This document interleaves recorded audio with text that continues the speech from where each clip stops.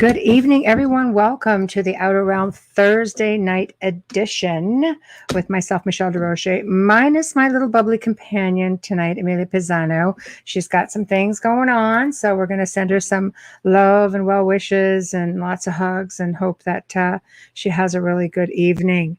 We are broadcasting live here tonight via the International Public Radio here on United Public Radio Network 105.3 FM from the beautiful city of New Orleans. This evening's segment and every evening segment is fully sponsored by the amazing folks over at Folgers Coffee. So thank you, Folgers. We love you, love you, we love you.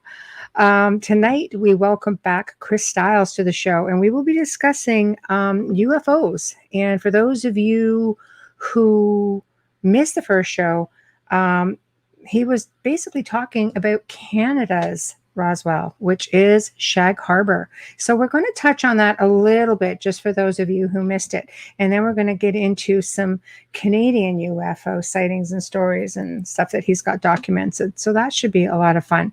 In order to participate in tonight's show, you will have to head over to UFO Paranormal. And of course, we've got UFO Gods and Extraterrestrials, and we're on Twitch, and we're on, let's see what else we're on PitTube, we're on Twitter, we're on all of the networks, Facebook pages. I will be able to see all of your comments in the stream. I will not be able to type back to you because that would be very rude of me, but I will address everything as we go along. So please just feel free to give your questions or comments, and I will definitely make a point of getting back to it. So let's hopefully settle ourselves in, have a really great segment with Mr. Chris Stiles. And as soon as he arrives, we will pop him in and get the party started. There he is. How are you? I don't hear you. Yeah, go on the bottom and just unmute. Yeah. Unmute your mic. Nope, you're muted. Oh, can't hear you. No. Nope. Is your mic on? Maybe you have to give this permission to use it. Have you done that? Yeah, I might have to play around a little bit.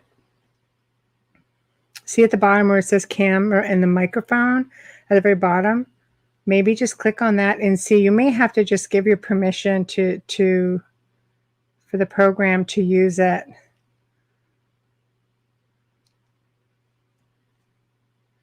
Yeah.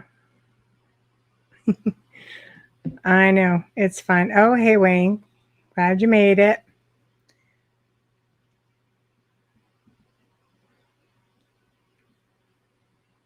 Did you click on the very bottom where it says Cam and Mike? Yeah. Because usually if you've never used this, I thought you've used this before with it. You have, yeah. Yeah, that's what I thought too. We were on StreamYard. I don't know.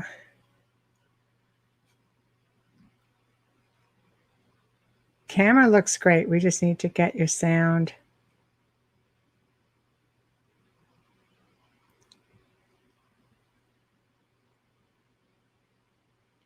Hi, Zach man. How are you? Are you in your settings? Is everything good with it? Maybe do test or something. I don't know.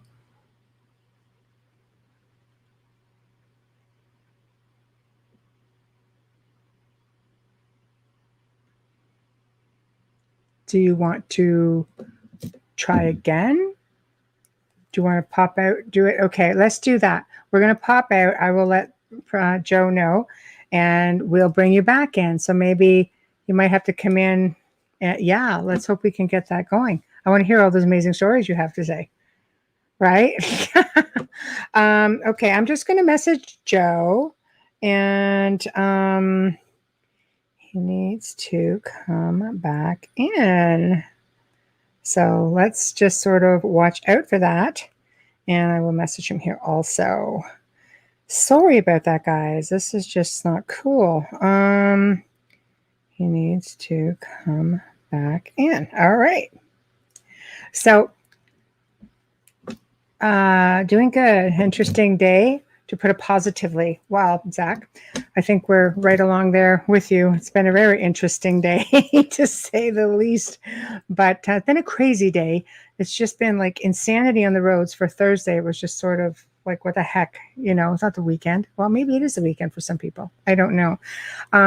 Tonight we're going to attempt to get Chris on. I'm not quite sure he's used the program before. Maybe it's just a little glitch from his side. But, we're going to talk a little bit about the disclosure, because, the world really watched when the U.S. decided to come out with their disclosure, and they did have their preliminary disclosure, and a lot of people are on the fence with it. A lot of people aren't really happy with it, but the Senate still has to go through everything. I think you're going to start seeing a little bit more in the fall, when everybody gets back in there and starts really digging into this thing.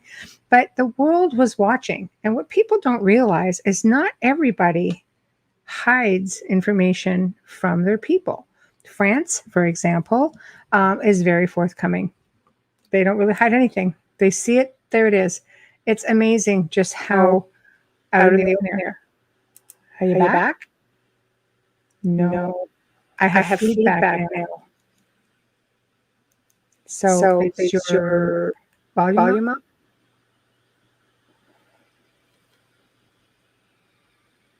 Yeah, I got mega feedback.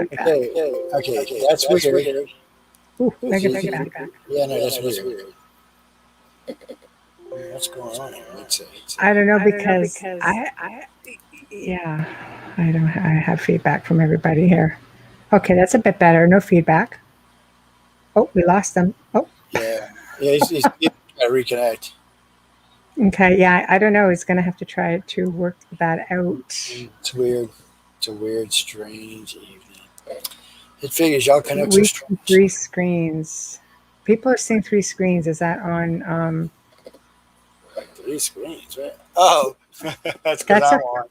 No, it's good. I'm messing everybody all up. They'll see my fingers now. Oh, Sorry, there we guys. go. See, there you go. Just the computer. That's my camera facing at the screen, because y'all can't see that. That's what Someone goes. I see me can right hear now, him. they would be scared. Okay, Oh, you can hear him, but we don't have him. we're gonna drop him back in now. Let me drop myself. Okay, let's try that. I still can't hear you. Just beat it up. Just get the crap out of it. I don't know. That's just. I have feedback again.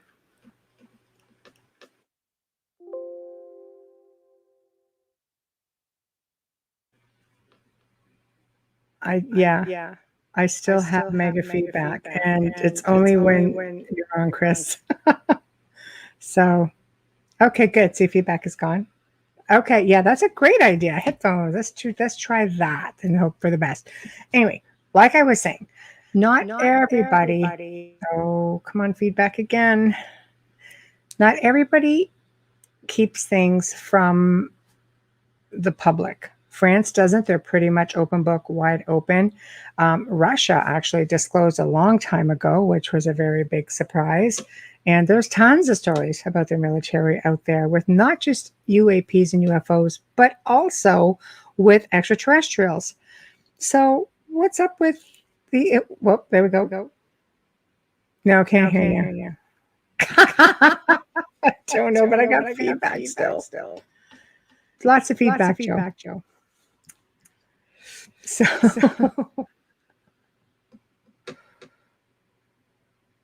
I don't know, but I do have a whole whack of feedback. Maybe a restart on a computer might do it. Do we want to restart? Because then I'll have to post all the links. Or is it just Chris that has to restart? The last thing is you probably just need to restart his computer. Okay, yeah, try to restart. We'll bring you back in. Okay, that's okay. That sounds good. All right. Okay. So see, now I have no feedback. So that's from... See, that's weirding me out. So there's something that's picking up. He's got a mic open somewhere. It's picking it up, but it's not picking him up. Yeah, that's really strange. You know what it might be? It might be a setting. It's probably a setting that's off on his computer somewhere. Well, maybe it'll fix itself. I Yes, a don't lot know. of time. Well, So, a lot of times restarts will go back to the original setting. So yeah, because he's got some really There's great. entertainment. Oh, that could be a thing. And we talk about he's got really great Canadian stories, and hopefully we'll get a chance to get to them because it comes to UFOs, you don't really hear a lot about Canada. Get a lot about Shag Harbour. I want to hear a little bit about that for those of you who missed it. That's kind of like our Roswell. So, you know, for those of you who missed it, it was a really, really great story. And we do have some really interesting stories here. I don't want to just kind of say where I am, obviously, but we do have a lot of UFO sightings. And we also have a lot of really strange anomalies. It's like clouds that just seem to be that come out of nowhere. No storms, nothing. And they seem to be sort of round and they're just purging. Like you see lights just flashing out of them. And it's like, okay, your logical self says, well, that looks like it could be lightning, but it's just a really strange formation. And all the lightning seems to be inside of it. And you can almost time it. It's just really, really bizarre. And you have light anomalies that just sort of like huge, just fly across the road in front of you. I mean, that happened to us one night coming down along the river. And this huge anomaly went over the road and it was so high, it was higher than a stop sign. So, I mean, I don't know. How tall are those things? Like 8 feet? It's just something really ridiculous. And we're thinking, was that a deer? And you look over to the left, I mean, and it's a straight drop down a really long ways, like 100 feet easy, maybe more. And a deer would need room to, they'd have to pick up speed to be able to leap. But I don't think they could do it that high. So then when you look beside you, there's nothing there. And this thing was completely translucent. And it was almost like an iridescent bag that just kind of went across, but yet it was not. And nobody wants to be that guy. So it was quiet. But we look at each other. It's like, did you actually see that? It's like, oh my God, I did see that. Thank God it wasn't only me. And there's been a lot of weird stuff like that. We've had like lights just go through the house, bright lights. And it's like, what the heck was that? We're not far, from the river and the falls and things like that. So I'm giving it away a little bit, people. And there was another event where something came through the dining room window. Now, this house has walls that are about 3 feet thick. So when the windows shake and something literally goes past you through the house and hits another set of windows and they start shaking, that's sort of something. So as if it wasn't weird enough, I had a radio show that night and we were in a studio at that time. We were in a radio station at that time. And, we get a message from the neighbor who basically says there's all this smoke coming out of the chimney, and he goes, okay, I'm going to go over there and check it out. And the house is flooding. Something hit the house. And this is just next door. So a car hit the house, but it's such a humongous piece of property from that corner. You don't just hit the house. So we started wondering, did something startle the driver maybe? This is the middle of the day. So, there's just a lot of things that go on in this area. People have sightings all the time. Wayne has seen UFOs just flying up out of the gorge, just up it goes. And it's like, oh, okay, there it is. And then we're not actually far from a military base in the US here. And usually when there are sightings, you hear them taking off, whether it be one of their jets, whether it be one of the helicopters. So you always sort of have an idea that you actually really saw something when the military takes off after it. It's like, okay, there's something on. This is a thing. There it is. So if we're getting all these sightings, one has to wonder, what's in them? What we all see UFOs, unidentified flying object, could be anything really. It could be an air balloon, even though drones could be. But when you start having other experiences, hearing things in the house, and the house is haunted. The house is haunted. So we're very diligent about the sounds. We know the sounds that our spirits make. They're pretty habitual. We know, of course, being that I've been in the field for 18 years, something comes in here, I pretty much have an idea when, something is right, something isn't. As a medium, I can usually tell what it is. But sometimes there are things you just don't pick up on. And you see little things out of the corner of your eye, and I'm starting to wonder, who's visiting. So, as you've heard me say before on the show, I woke up. I won't even say I woke up. I hadn't even fallen asleep yet. I was ready to go to bed, and it was quite late, maybe about 1 a.m. So it's not like it was like 5 or anything like that. And I look over, and there's a gray, probably about between 4 and 5 feet tall, and I got fully awake, and all I remember saying was nope. And I rolled over, went back to bed, thinking, yeah, I'm good. I'm just not quite ready for this interaction. So that was sort of it for me. But I have had memories of stuff like this since being a child. I think it's just been a matter of whether or not I was going to get to the point where I was going to embrace it. I remember as a child always being very interested in looking to the stars. My grandfather used to have a telescope and would look to the stars. My family just did weird stuff like that, look to the stars. Well, there's got to be something, with that. So definitely a lineage thing, without a doubt. I have no doubt about that. But, when I started doing research, in the paranormal, I think it's just a matter of time before you end up going over to ufology. I think you just start looking for different answers. I've had a lot of clients that I have worked with over the years who have had sightings of UFOs or aliens on their property. And I started really delving into different connections. And I thought, well, is it portals? Is it a portal? Are they sharing a portal? Are we back? I still don't have you. I can't hear you. I don't even know. But I have no more feedback. Yeah, you can. Yeah, try for sure. We could just do voice if you want. How about that? If you can, through your phone, or you can click the link I sent you on your phone. How about that? Do that. So yeah, go to your email, click on the link. And then you can come through, and you can come through in video if you want. And then, Joe can just let you back in. How does that sound? Where there's a will, there's a way, and there's a cell phone. That always works. I know. I've had one of those days also. I know. I know. Maybe it's a moon cycle or something. The planets are lining up in the wrong way. I don't know. But yeah, definitely try.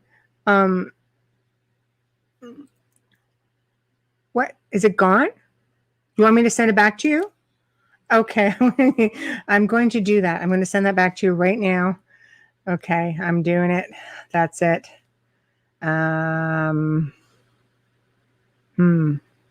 Okay. There we go. Sending it now. All right, coming at you. Let's try that one. This really is an adventure. I know. My day's been the same. I'm sitting here talking about all of my, ET experiences while we're waiting.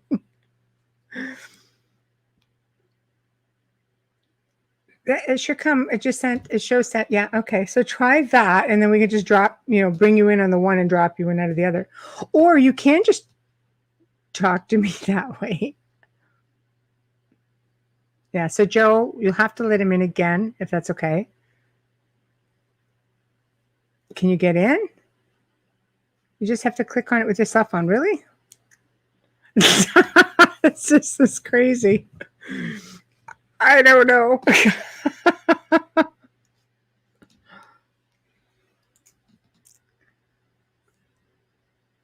Oh, oh, come on. That's crazy.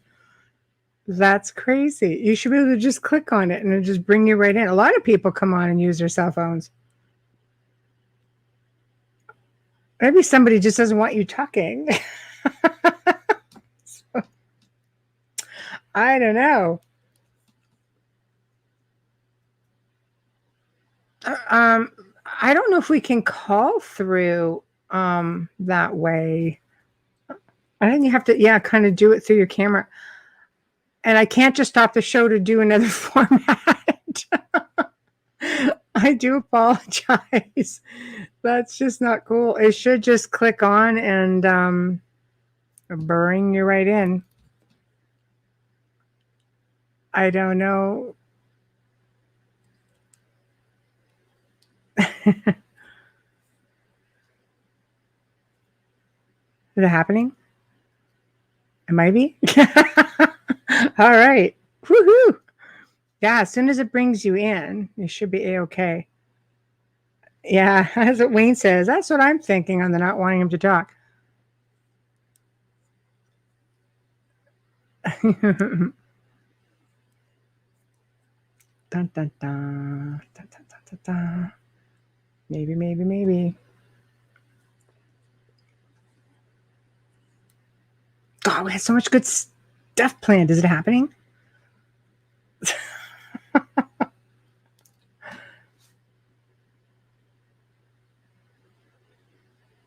I can't hear you at all. We have to let you in. Joe, he's trying to click in again. Here we are.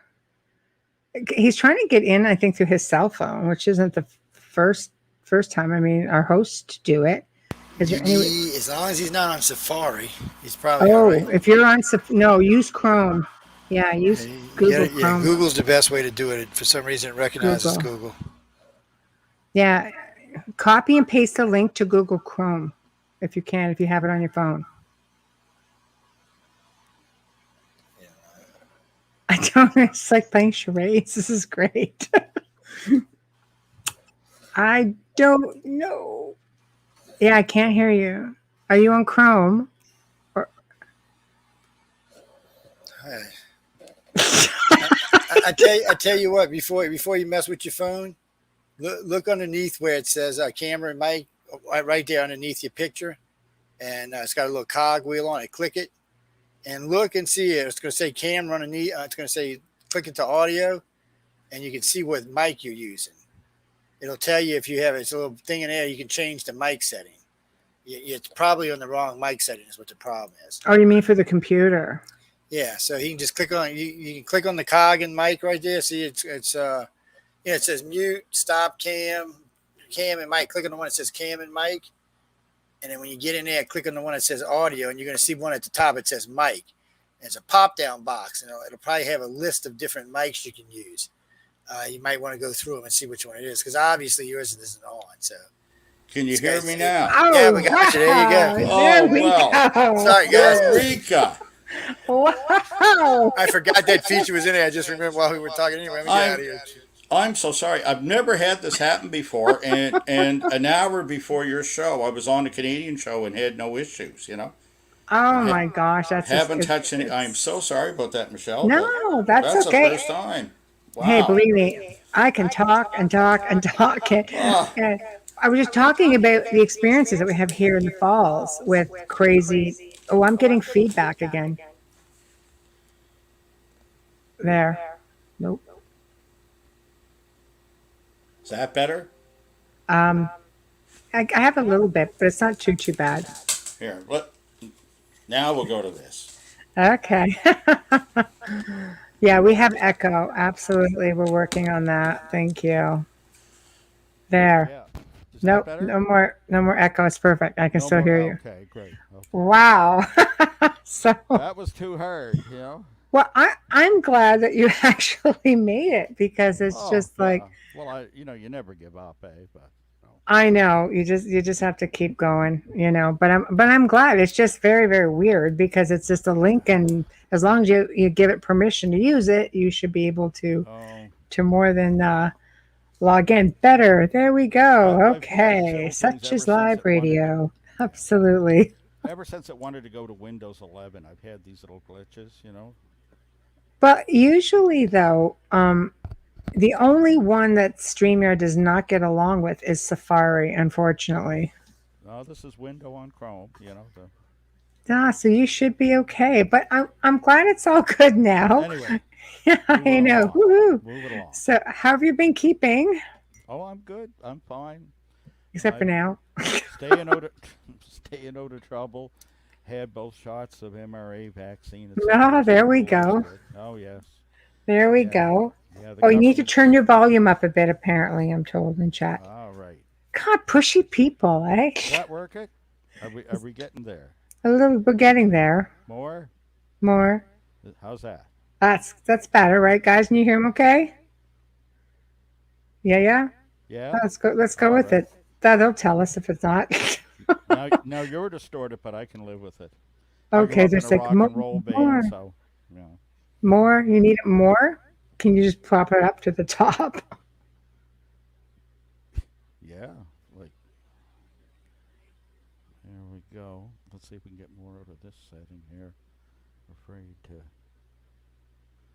It's so hard because people don't realize we can't just do sound checks and stuff like that because there are shows that come on before us and the links change slightly Is with that every better? show. Is that better? Yeah, I hear you good. Oh, Yeah, good. we can hear him, but Oh faintly. well. As long as you and I can hear. I know it doesn't matter if people want to listen to archives afterwards. Yeah. There we go. Yeah, I can hear you guys. Okay, you guys can hear, I hope. So for those who did not get to tune in the first time, can we touch a bit before we get into anything on let's say Shag Harbor? Well, yeah. Whatever you want. So you want to start a bit with Shag Harbour. I just want to recap it. Yeah, So just very briefly, what happened in the beginning, or are we sure. going back to the start? Yeah, Sure. this is a Okay. big event. This is like our Roswell. Well, yeah, in Canada, it's often called Canada's Roswell. At least that's what the TV producers seem to like when they come to town. Okay, it's October the 4th, 1967, right? Canada's centennial year. We were 100 years old, the summer of love and all that. And but it was past summer, and it was October the 4th, and it was a clear, cool night at about 11:20. The moon had already set, and picture a fishing village right by the coast on Old Highway 3 here in Nova Scotia. There are no street lights, things are very dark. The atmosphere is very clear. People tell me you could see sixth magnitude stars without binoculars. You know, it was that kind of night, Mm, which is rare in Nova Scotia. You know, we're often in a fog bank here, right? right. Anyway, if you were outside around 11:20, people that looked up would have seen a series of flashing lights move in from an easterly direction at first. And so, in other words, from inland. And they flashed in an unusual pattern, not reminiscent of commercial air traffic. There were four lights, and they went one, two, three, four, and then they would flash once all together. This pattern would repeat over and over. People that were out driving around and saw this, heard no noise or whatever. The object first moved over the water of the Sound, which is what the locals call Shag Harbour. It hovered there for several minutes, and then it tilted to a 45-degree angle, descended rapidly to the water's surface, and produced a bright flash, and some say a bit of a sound upon impact. Immediately, 7 witnesses called the nearby Royal Canadian Mounted Police Detachment in Barrington, Nova Scotia, and they responded to the scene. And when the RCMP got there, a crowd was already forming of witnesses. And all those calls, one of the unique things about this case that called the RCMP detachment is that nobody reported a UFO. All the calls were panicky and simply that we've seen some lights go down, we think a plane may have crashed in the Sound. Hmm. Now, when the RCMP arrived on the scene, there was already a crowd, like say, by what locals called the Moss plant. It was a little fish processing plant, and it did things like Irish moss, which back in the day was used to thicken ice cream. Had a commercial use. Anyway, one of those officers had been out on highway patrol before and was on nearby Cape Sable Island, where there's a causeway going over to it. He actually seen the UFO both in the air and on the water. So, as you're guessing, the crowd is still there. When the RCMP arrived, eventually there would be 3 officers. 2 came directly from the detachment. The UFO, which now appears as a pale dome of yellow light and not a flashing sequence, is still floating upon the water. They commandeer 2 local boats and attempt to reach it, but the object either submerges or disappears before they can reach it.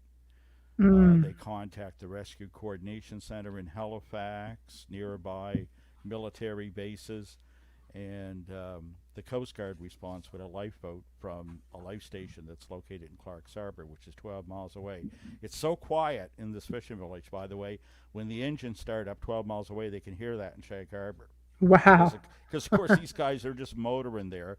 The concerns are for the possibility of survivors and human life, right? Remember, all that was reported was a plane crash, and they just make it to the scene post-haste.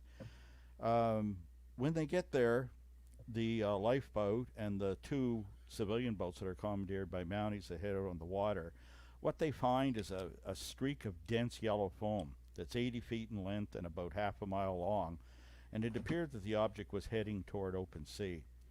And the RCMP made some really interesting observations. One of the Mounties took his field glasses out of the trunk of the car, and he was watching, and when this thing was still floating on the surface, first of all, he thought it was moving under its own power, not merely drifting in the ebb tide.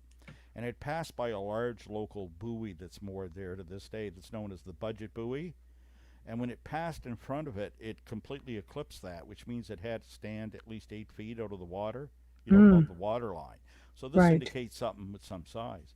Right. So one of the most interesting things is we just recently found a witness that hadn't lost sight of it from the highway behind the tree line. The lightkeeper's wife, we now know, was awake on the island that night. In fact, she woke him. She looked, saw it enter the water, and she kept staring at it. When she first found it, she thought, oh my God, something's going to crash in the water. And like everybody else, she just saw the lights. But at the moment that the UFO broke the surface and the light washed back, it caused the lights to reflect back on it, and she could see that it was a large disc. No fuselage, no nose. And she didn't know what to make of it, but of course everybody then just went into rescue panic mode, right? Right. The search continued till about 3 a.m., got called off and resumed at first light. Eventually word got to Canadian Forces headquarters, and underwater was searched. It was ordered through Maritime Command, which involved the Navy, and that went on from October the 4th was a Wednesday night. This continued to last light on Sunday evening, at which time the search was terminated. A press release was out the next day saying, we never found anything. Guess it was one of those things, never knew what we were looking for. But everybody was in agreement that an object at least 60 feet in length had entered, or across in diameter, as it says in the UFO reports, had entered the water. And, there were no later missing aircraft. The water in the sound is very shallow. People were going over for days too, just with their fish finders. Even after the Navy had stopped doing the search. And that's what happened initially at the opening thing. So where would you like to go from here? Questions? Jump ahead?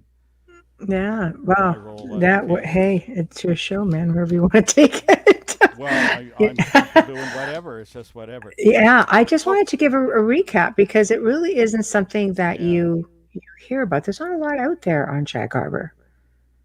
Well, no, and it's funny because there's been several featured documentaries, not as many as, say, a case like Roswell. Sure. Not everybody, in big U.S. production companies is interested in a foreign case. Mm-hmm. And to be honest, I get much more inquiry from Spain and Japan and other spots around the world, than I do from the U.S., That's crazy. But, I recently just did another Canadian series, a few episodes. It'll be coming out. Awesome. Soon. Yeah, let's jump to that. It's not a show I'm familiar with. I think it's new. I think it's going to be called Encounter UFO, and it's on something that I don't have in my local cable system called the T&E network. I got to be careful The with T those and initials. E is T&E, I'm not familiar with them. T and But E. Oh, okay. yeah, Yeah, so that's coming that's a up in the pretty next big. month or Trying two. to Yeah, get it on your cable. unfamiliar here on my Bell system. So, Oh, yeah, okay. I thought I Wow. had all the channels, but I guess not. I should do a scan again They and do see. all the paranormal ones in Canada. I've done all Yeah. kinds, and I never had it either because I have American television, even though I'm Hmm. here. And it's like I've never got to watch myself on television until it got syndicated to the U.S. Well, about half the things I do too, particularly the overseas things, never do show here. In fact, some of the U.S. stuff has never shown here. Hmm.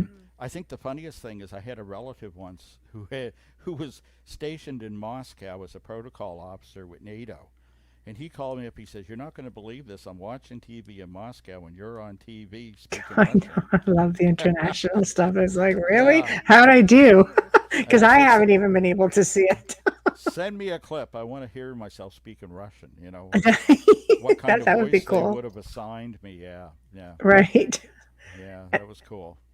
Right. I can always tell when one of my shows have aired somewhere in the world because all of a sudden I have an influx of friend requests from certain areas. I'm like, oh, Well, something must be on. one of the things I like is when there's a rerun. I can tell because there's a little surge in Amazon book sales There you on go. my account for the newer of the two books I co-authored. So that was it. And there's always, and if I do a search afterwards, I usually find there's been a rerun. That's one way to tell. So Oh yeah, yeah, absolutely. that's nice. Absolutely. Catching a little on the back end then. So before we get into some of our Canadian content because there's not a whole lot of it out there apparently. Mm-hmm. Um, what is your take on disclosure? Because I mean, it's American, it's not Canadian, but the whole world really was Yeah, watching for this. yeah. It's funny. Earlier tonight, I spoke through Zoom with Chris Wachowski about this on a broadcast he was doing actually. Hmm.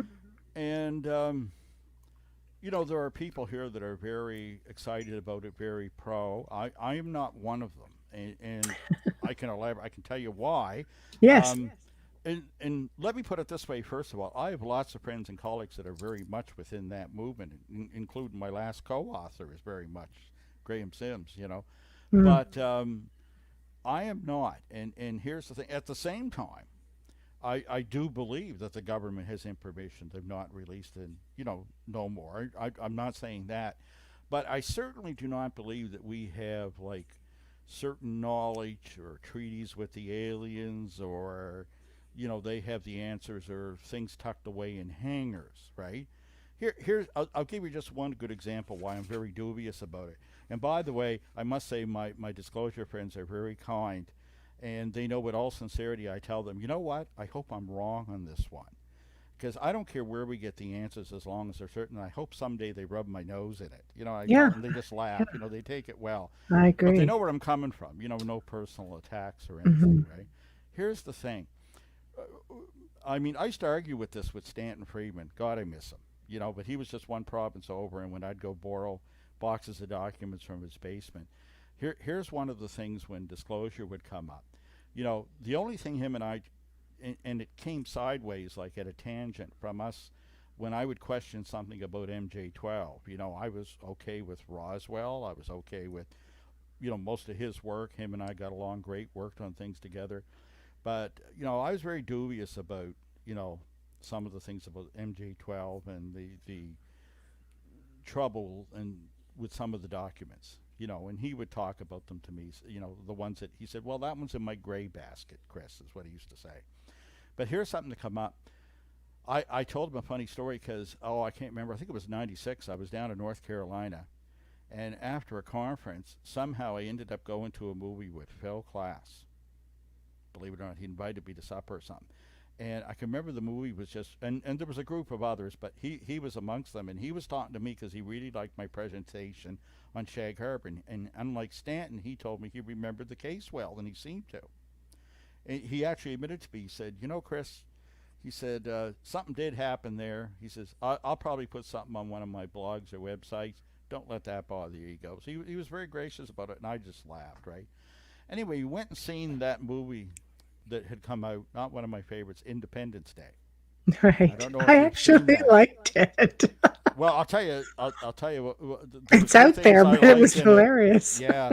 Well, I Yeah. must admit, I liked Will Smith's line, like "Welcome to Earth." I thought, well, he's been warned. That poor Right. alien. Mhm. The other one, and here's the whole point of what it leads up where I get into it, was Stanton about MJ12, and I talked about this. I brought this up to Chris Rakowski tonight.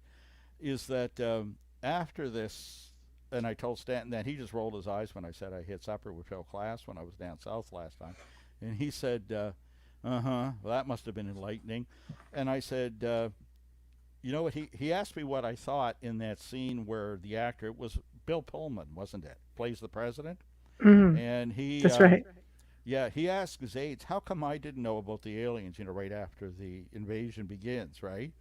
How come I didn't know? And they say, well, we're sorry, sir, but you didn't have a high enough security clearance. That's And true. he's the president.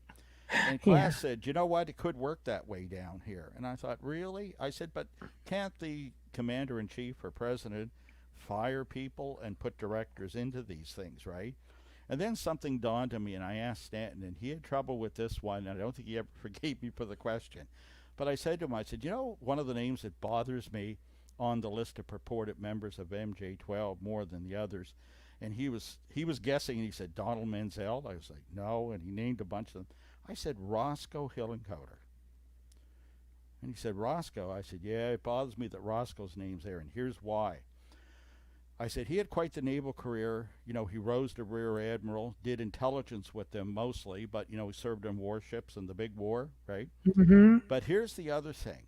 He was the first director of the CIA, and he assumed that position just before the Kenneth Arnold sighting and before Roswell. Hmm. He's the purported member on MJ12. When he retired, and in around 1960, he sat on the board with NICAP, right, which was the largest UFO group at the time, wrote a letter to Congress, did interviews in the New York Times, and cried out for disclosure. Well, shouldn't he have known, if anybody, even if the intelligence community had hid this, right, from the president, or presidents they didn't trust or they didn't think would be two-term, or Right. were Democrats. I don't know how that works. Unlike Nixon, who's bringing in Jackie Gleason. Look at the aliens. Yeah. Scarred well, poor Jackie Gleason for life. no, but if anybody would have known in the U.S., wouldn't it have been Roscoe Hillenkoetter? I would think so.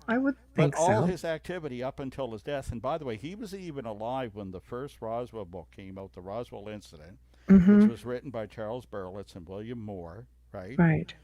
All the Right. research was done by Stanton Friedman. He was paid but uncredited for it in the book, Mm. right? And, it seemed like in all these interviews and whatever, and for people that knew him, I spoke to people when they were still around, like Richard Hall, who was second in command at NICAP, who had been a classmate of Hillenkoetter, and it seemed all quite genuine in his pleas for disclosure.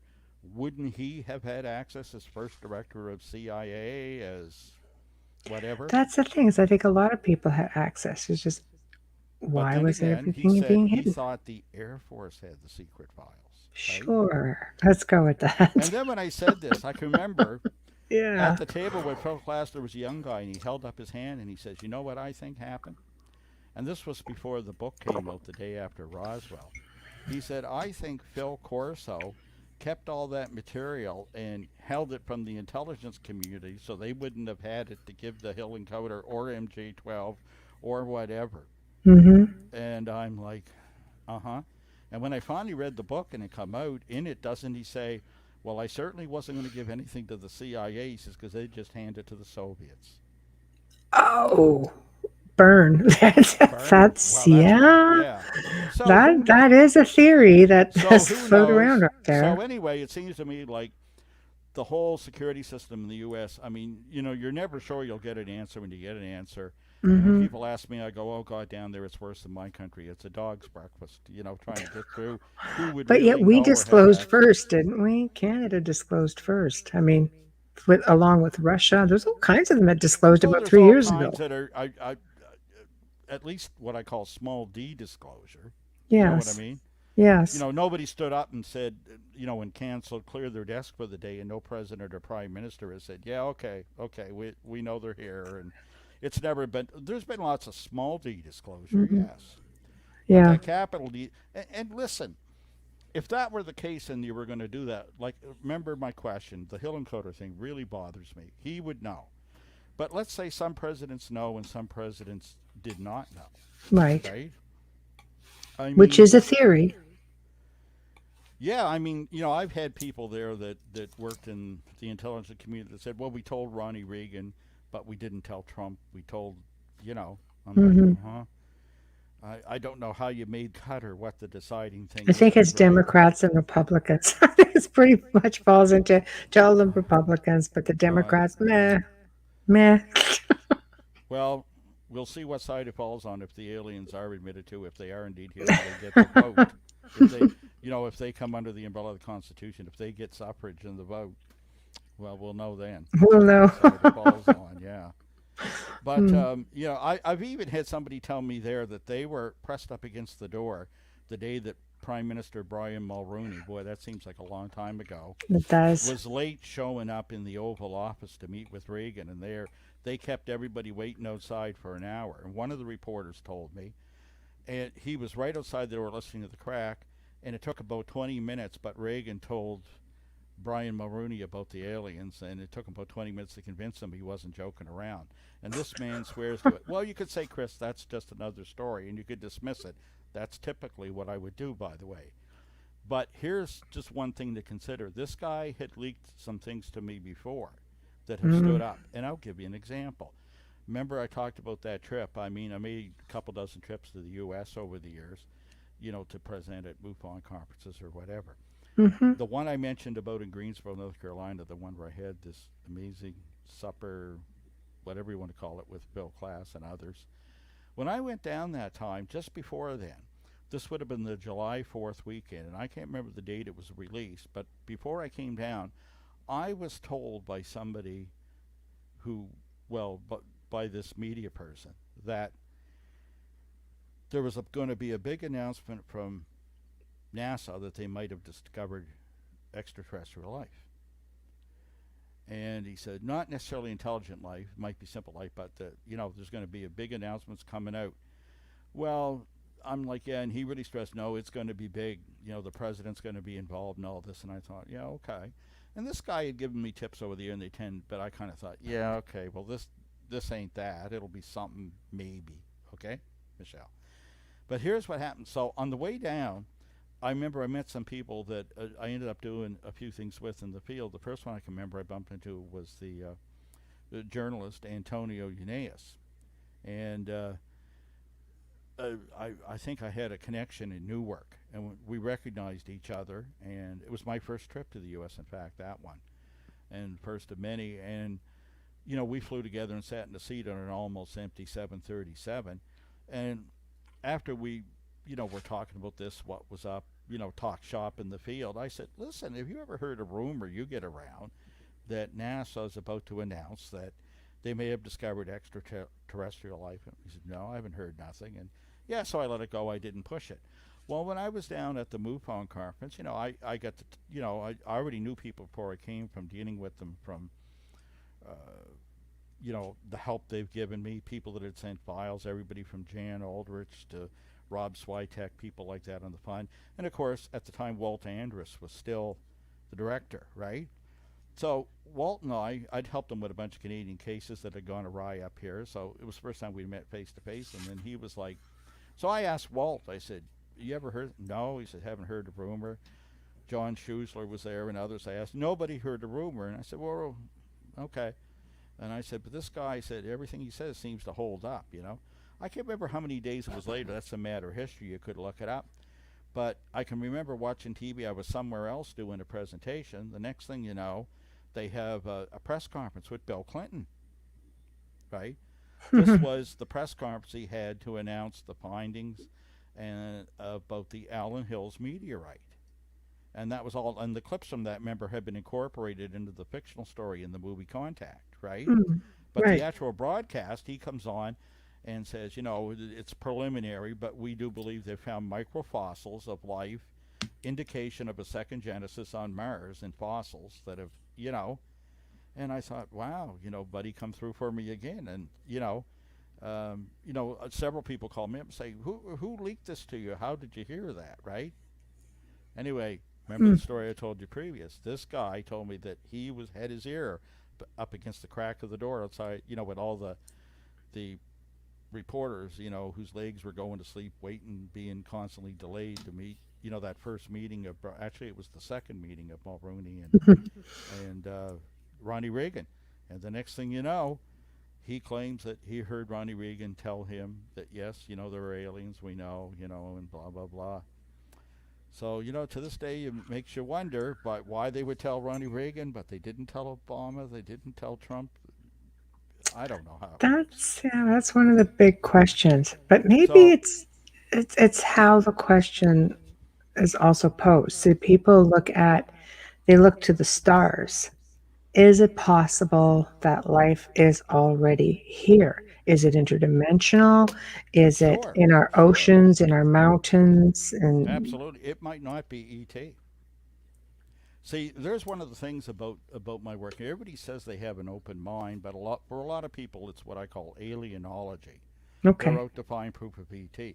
Listen, I am absolutely open to the extraterrestrial hypothesis.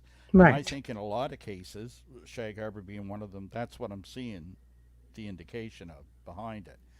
But I think that there are multiple reasons for the unknown class of sightings and encounters. And I think not just that, but I think there's multiple unconventional reasons for them too.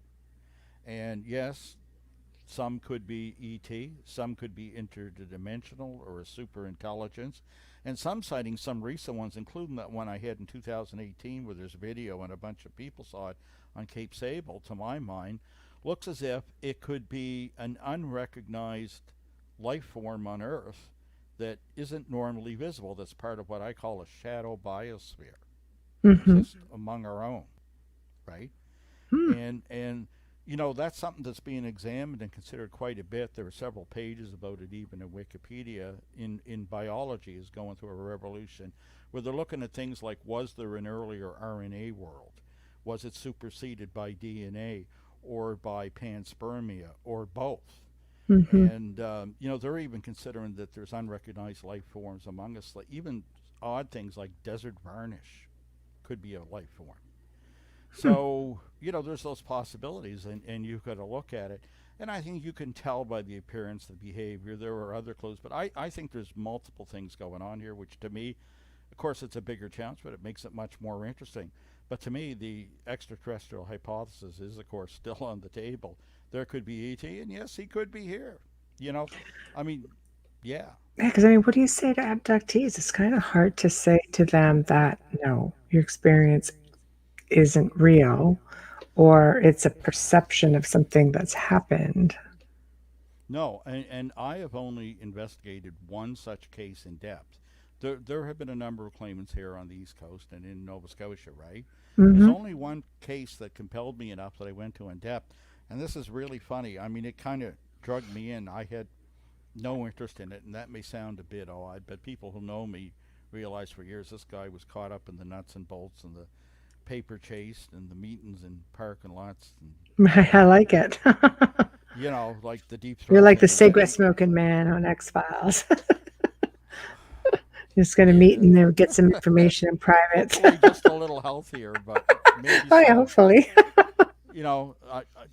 I enjoy that. I enjoy the chase, getting out of the armchair but do you want to hear about that? I do. I want to hear everything. Yeah, okay. Well, look, Michelle, because some people will be surprised about this. People down in the community down there know about it now and that. But the weirdest thing is how this come about, because like I say,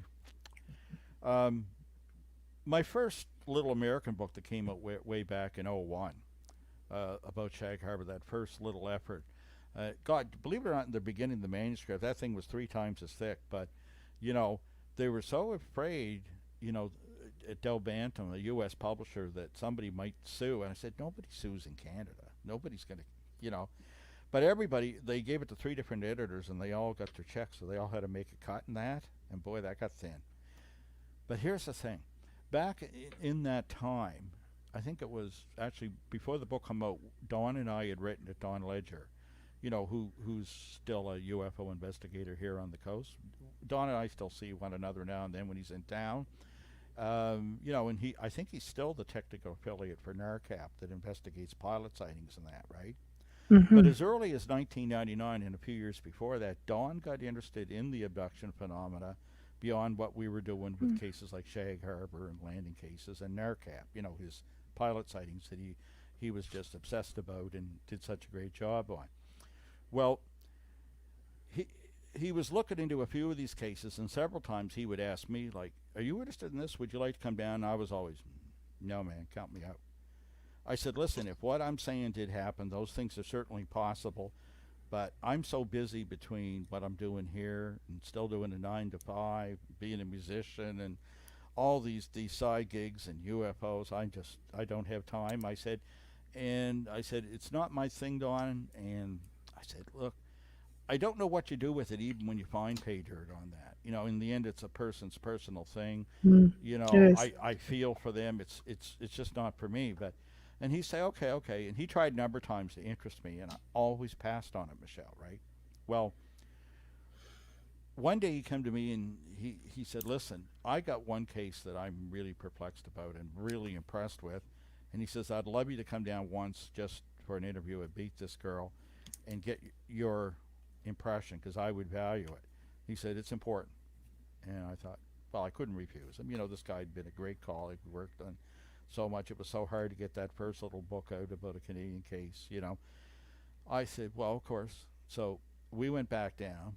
And at the time, this experiencer was living on, you've heard this before, Cape Sable Island, about 5 miles from Shag Harbour, of course, right?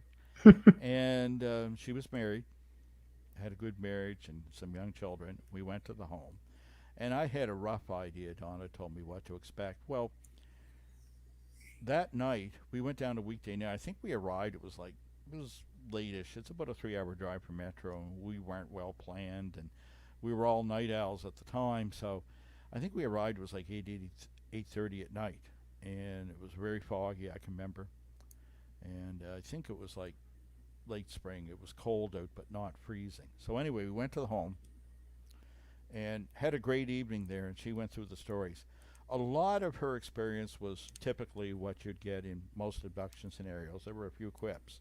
Technically speaking, she would be what one would call a repeater, but it was like once in 10 years, right? It was a handful of experiences, and they were quite dramatic.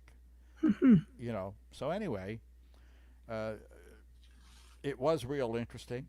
She claimed to have an artifact in her near the tailbone, and showed me pictures of it and actually allowed me to observe it, and it was sizable. You could see it through Like the a skin chip, there. basically. Oh, this thing had some bulk to it. Oh. And was in there, and I was like, to me it looked like it would be painful to endure it, its presence. I was like, whoa, that's not what so anyway, we had this great thing, and Dawn had me there. It wasn't so much, and I'm not going to go through all the facts of the case here. Sure, There's of other course. things we're going to touch on. But, it was more to give my opinion of her as a witness, because, I'd worked in the mental health field and a few other things. And it was all good, and it was interesting. We left the home, I think, Michelle, it was about, 2 in the morning, 3 in the morning or something, Mm-hmm. I mean, they were trying to get us to linger. You get that kind of maritime hospitality. They're trying to force feed you and give you stuff. Which is Well, awesome. we had to go out. Yeah. When we left the home on the island, it's probably about 15, 20 minutes before you get on the main 100 series highway, the 103, to head back to the city. And when we leave our home instantly, there's a real heavy rain coming down. It's like Amazonian in proportions, just driving. And there's a steady wind out of the east. So we're going west-east, so we're going to be driving into this, and it's just pounding at my old K5 Blazer. And Dawn hated that. I was driving, and it was in rough shape. It was an old thing, but always got you there. So we pull out, and the water is just drumming on us, and it just kept up.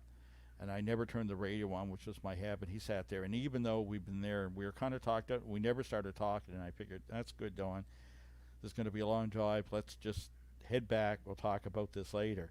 So we start heading back, and when I get onto the main highway, this rain just doesn't let up, and the angle it's coming at, the vehicle wants to hydroplane.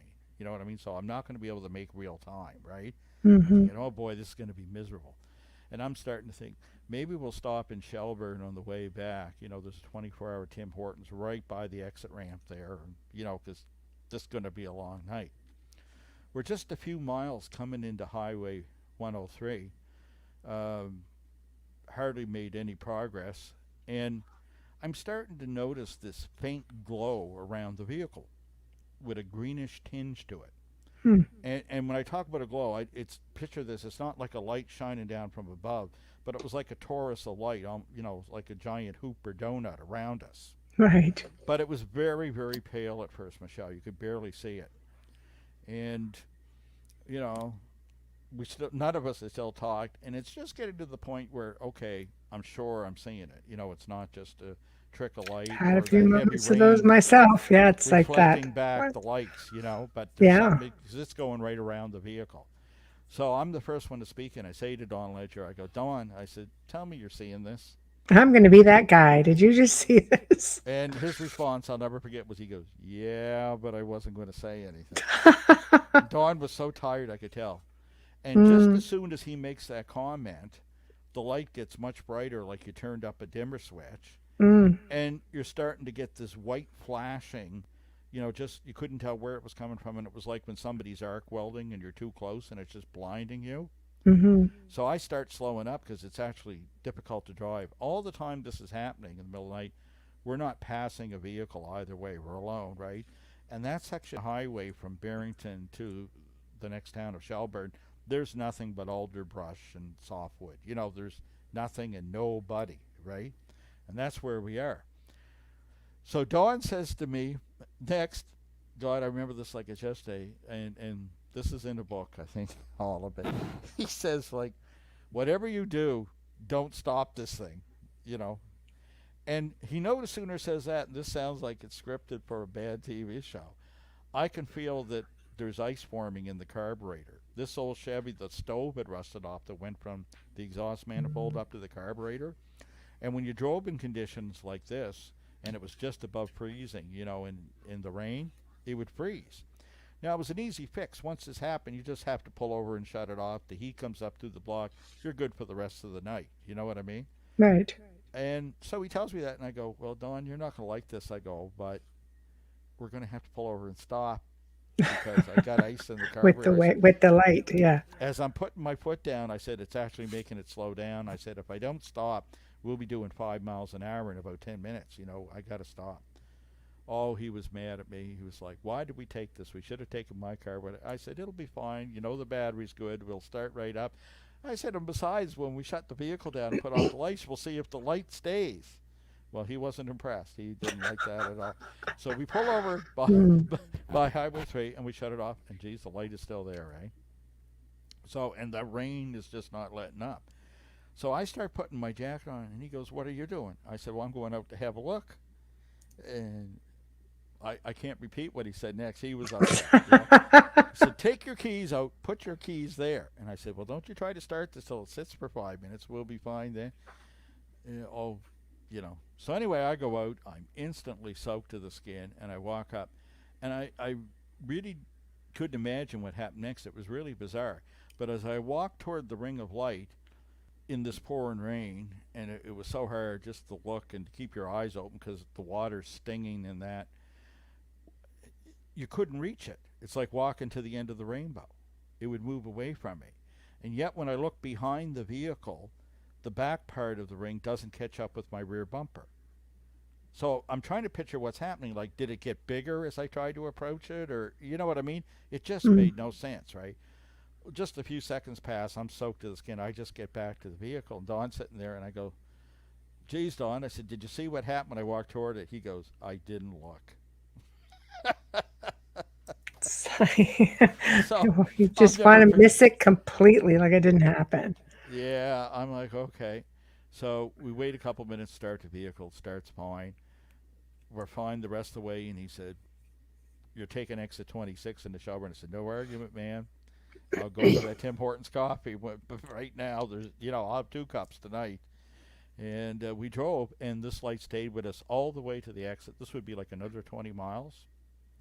And again, never passed a vehicle. And here's the corker.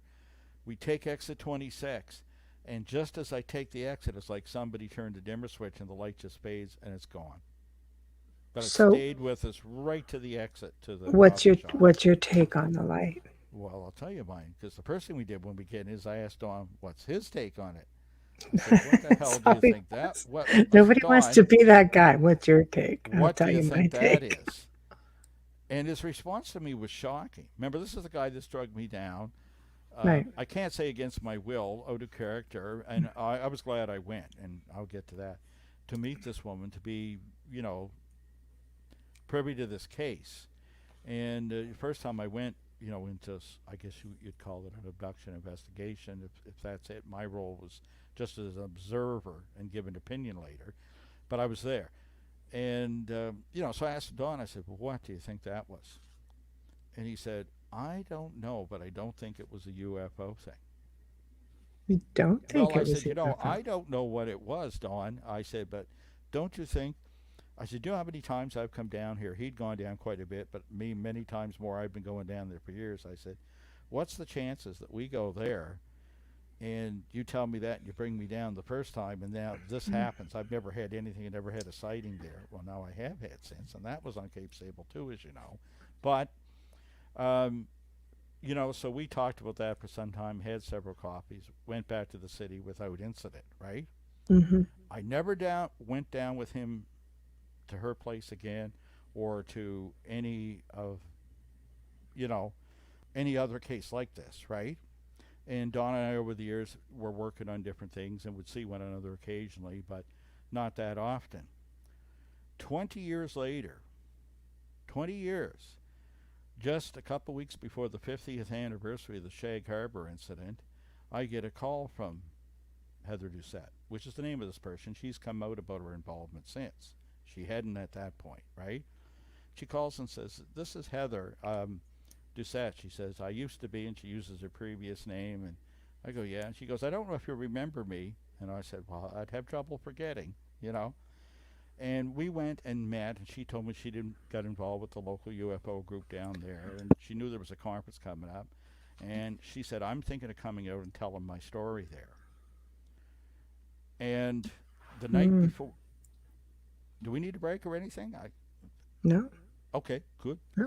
The Yeah. night before she was to present about this at this conference that came up a few weeks later, I came in on the second day, and one of the organizers came up to me and said, "You're not going to believe this, but Heather canceled." And I said, "Oh, that's unfortunate." And there'd been a personal conflict with somebody else there, and somebody was saying, "We know what you're going to say, and no one's going to believe you, and your family doesn't support it," and all this. And this organizer said, "Well, Chris, do you think you can call her or help us?" And I said, "Yes." And I called up, said, "Heather, look, I'm not going to bend your arm, but if you want to drop out because you think someone's going to be critical or whatever," I said, "it's a terrible reason." I said, "Because I warned you that, if you do this, I mean, you can stop, but, you're always going to be that girl. You know what I mean? It's that, right? You can't put the cork back in the bottle." But to my surprise, I forget how it came up. I said, "Don't worry about them." The next thing I realized, and it had come out by accident, I realized she never knew what happened, that Don went down several times afterwards. He never told her about the incident, about when we left her place. And I was stymied by this. So I told her that, and she was like, "Oh my God." I said, "Well, I'll tell you what. If you want to go up and tell your story, if you figure it is that time to come out," I said, "I'm going to go up first and introduce you, and I'm going to tell my story of what happened when I left your place 20 years ago." And did that do it? You could hear a pin drop. Yes, that did it. And both of them were the first time they've been told on the stage. And yeah. So then that began me being involved in looking into the case, and that's a whole other story. But there's how reluctant I was to look into it. And But her case, I'm hoping, is going to be part of a future book, and it's kind of unlike and unique, and to this day it's impressed me. I have trouble saying ultimately how to interpret her story, but something sure happened there, just like something sure happened in Shag Harbour. By the way, since then, she moved back to Shag Harbour, so Of all places. of all places, on Bear Point Road at that, where another famous case happened. Oh, I it's talked just about like that. that down there, UFO country. Okay. So what I'm going to do, if we can jump to that, is I'm going to do a really quick station ID. So I Whatever just you don't. need. Okay, perfect. So, to anyone tuning in, you are listening to The Outer Realm with myself, Michelle Desrochers, minus my little bubbly companion, Amelia Pisano, this evening. We are the United Public Radio. We are broadcasting on UFO Paranormal Radio Network, UFO Gods and Extraterrestrials, on 105.3 FM in the beautiful city of New Orleans. We are fully sponsored by the amazing people over at Folgers Coffee. So, again, thank you, Folgers. Tonight we're talking UFOs, Canadian stories with Mr. Chris Stiles. So, thank you again for joining us. Chris, stage is yours. Okay. No Uh, pressure. I don't feel any pressure, Good. just just from my computer microphone here. Psycho My figures. glitchy software was what it was in the end. Uh, Of course, it Nobody wants didn't you to tell your didn't get story. go. Yeah. All right. Mm. So, yeah, that I mean, think about this just in terms of Heather's story. That takes us up to what year was that? 2017. For 20 years, I didn't go down, didn't discuss it with Dawn, didn't go to any other cases. Hmm. And she called me out of the blue, and we kind of shook each other up with. I was surprised she didn't know what happened, and anyway, you get the drift of that. That's interesting, right? She did her presentation. Hmm. I started kind of picking up the torch again, and with her, with 20 years later, she was better able to deal with the case, and I had arranged a regression session and other things, and the things that could be done. Hmm. Not my specialty, of course, but I had access to many of the people who did and got advice from, you know, those who know better than me about these things, right? Hmm. But let's jump to the next coincidence from 2017 to the next year, 2018. Well, because of this, her and I have, of course, stayed in contact since because of all these things that happened, right? But here's how things connect down there and how paranormal things are on the southwestern coast of Nova Scotia for some of us. Hmm.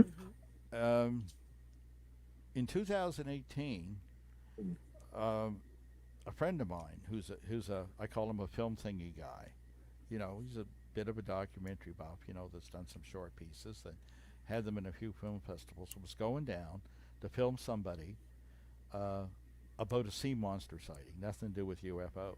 And Hmm. he said, it's supposed to be a beautiful weekend. I heard you might be meeting Heather and going down to Shag Harbour. I said, well, I'll be going to Shag Harbour, but I ain't staying there. So I'm going to pick her up. We're going into Yarmouth, which is, say 30, 40 minutes drive away, a town. And I said, we're going there. She wants to introduce me. Now, remember, this all started with Don Ledger wanting me to observe somebody and hear their story about an abduction scenario. She wanted to take me to somebody she knew who at the time was a physics teacher in a high school to tell me something similar. Hmm. And again, I was a bit reluctant, but I agreed to go in and meet this person at their home. And it was her that was dragging me along this time. And we met. This time it's not a rainy night or dark or anything. It's the middle of the afternoon. And we go there and had a beautiful day in a little village called Arcadia outside the town of I know Yarmouth, it. right? Do Yeah. you know Arcadia? I'm really familiar with Nova Scotia. Yeah. Oh, what a beautiful place. We were in It the is. backyard and, drinking lemonade and cucumber Hmm. sandwiches and just enjoying the most beautiful day like we so rarely get here. Hmm. Not a cloud in the sky, dry air, hot. It was Hmm. September 15th, 2018. I will never forget this date. So we've been there, and it was getting around 3 o'clock in the afternoon, right? And we'd had several calls earlier with my friend who was in Cape Sable. doing the thing. And he said, well, if you get done quick enough, give me a call. Maybe we'll link up for supper by the highway or. But hearing the great stories I'd heard and having such a great day in Arcadia, I, I'd failed to do that. But I think it was like 3 minutes after 3 or something. I'd have to look at my notes. I get a phone call from Justin Brown, this friend who's, on Cape Sable Island, right? And he calls and he's extremely panicky. And he says, where are you at? Are you in Shag Harbour yet? I said, no, I'm still near Yarmouth. And he says, well, there's a UFO over the island right now in the daylight. Everybody's looking at it. Like, you got to get here. Well, I said, well, you tell it to hang around. I'll make my way. I think Heather and I were about to leave. And he was real panicky. And I think he thought I was just being kind of frivolous or light about it when I think about my choice of words. But I was serious. I said, no, I'm coming. Like, well, hurry up. You got to get here. I've been videoing this for 10 minutes and blah, blah, blah. So, okay, I'm on the way. Well, even before we leave, and we later regret for not inviting this woman along with us that we'd gone to interview. That's another story for another day. We stayed out. We started booting it down the highway as best we can toward Shag Harbour. Heather makes the suggestion of taking an earlier exit than I would normally take. And that turned out to be a mistake. We take this exit, and these perfect sunny conditions by the time we get to Pubnico, you probably have some idea where that's since you know Nova Scotia, we're in an extreme fog bank and road work. So our progress has suddenly gone to zero, but we're still trying to make our way. On the way there, Laurie Wickens called. Now, I'll tell you who Laurie Wickens is. Besides being a member of the Shag Harbour Incident Society, he was the first witness back on October the 4th, 1967 to call the RCMP. And he says, Chris, in his coarse fisherman's voice, he hollers, yeah? He goes, where you at? He goes, I'm on Cape Sable Island and there's a UFO over it. You got to get here. So, Dick, I'm on the way to Cape Sable, hang in there. And the next thing you know, other people start phoning me that say, you're not by any chance in Shag Harbour because they know how often I go down. I said, you're on Cape Sable, right? I'm on the way. You see a UFO? Yes, we do. So I thought, well, we'll make our best time. It should have taken us 30, 40 minutes to get there. It ended up taking an hour. And I figured, well, we're not going to much see anything. Before we actually get to the island, I'm on the causeway going over to the island. We get another call from Justin Brown and a couple of the other witnesses saying, it's no longer over Clark's Harbour or Centerville. We're on south side of the island by Daniels Head Beach. Do you know where it is? I said, I know exactly where it is. I know the area well. So we head right there. And the minute we pull into the little beach parking lot, and this area, are you familiar with Lawrencetown, Nova Scotia? I'm not. Where everybody surfs at here, out back at there? Okay. No. Anyway, picture a beach that, if you looked out to sea, if you didn't look behind you, you could think you're on Sable Island. You know what I mean? Long Miram, grass, dunes, lots of sand. Yeah, trees, very right? nice. That kind Yeah. of very nice, lovely spot. Mhm. And we can't just quite see the horizon of the ocean from the parking lot because the dunes kind of rise, and once you go over that first dune, you're right on this beautiful crescent beach, right? So before we reach that, I'm sitting in the car with Heather just shutting it down. I look up, and here's Laurie Wickens and Justin Brown and others coming over the hill. And I said, oh, God, Heather, do you want me to translate the look on their face? I said, it's the one that got away. This is like do you know how many UFOs I've chased over the years? And you get there and hear about what took you so long, the one that got away.